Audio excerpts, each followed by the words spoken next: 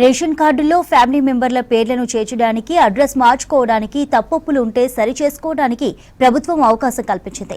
అయితే సోషల్ మీడియాలో application process కావడం లేదని కొందరు తప్పుడు ప్రచారం చేస్తున్నారు. గతంలో చేసిన దరఖాస్తులు రెవెన్యూ, సివిల్ సప్లై అధికారుల వద్ద పెండింగ్లో ఉన్నాయన్నారు. అయితే మళ్లీ వచ్చి అప్లై చేయడంతో వారికి మాత్రమే దరఖాస్తు కావట్లేదంటున్నారు మీ సేవా నిర్వాహకులు. కొత్త వాళ్లు అప్లై చేసుకోవచ్చని సూచిస్తున్నారు.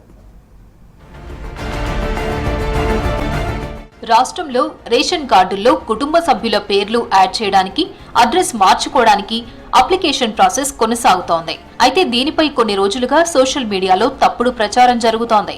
కొంతమంది అప్లికేషన్ ప్రక్రియ ప్రారంభమైందని చెప్తుంటే మరికొందరు ఫేక్ న్యూస్ అని కొట్టిపారేస్తున్నారు. దీంతో ప్రజల్లో కన్ఫ్యూజన్ ఏర్పడింది.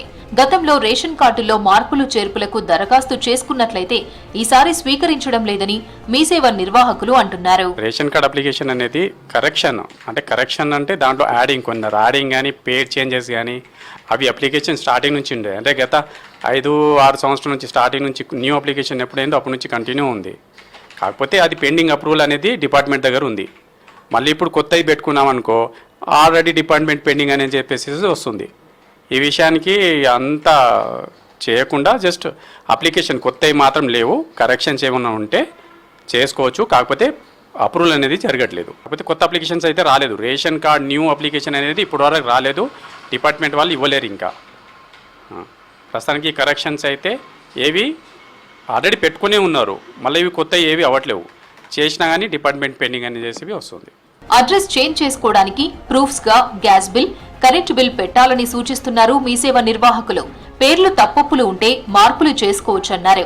మెంబర్ అడిషన్ కోసం Aadhaar card, date of birth తప్పనిసరిగా ఉండాలంటున్నారు.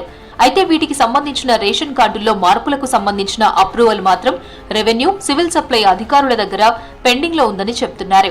గతంలో అప్లై చేసిన వాళ్ళవి యాక్సెప్ట్ లేదా రిజెక్ట్ చేస్తే గానీ మళ్లీ దరఖాస్తు చేసుకోలేరంటున్నారు.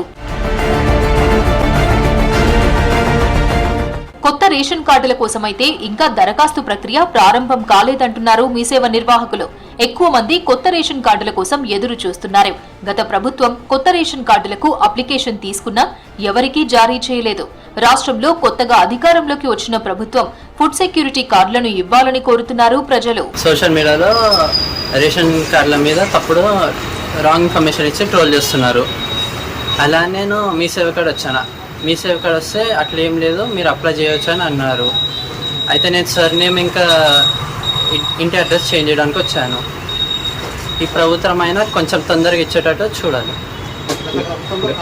గత ప్రభుత్వంలో కాలేదు, ఈసారి తొందరగా కావాలని కోరుకుంటున్నాను.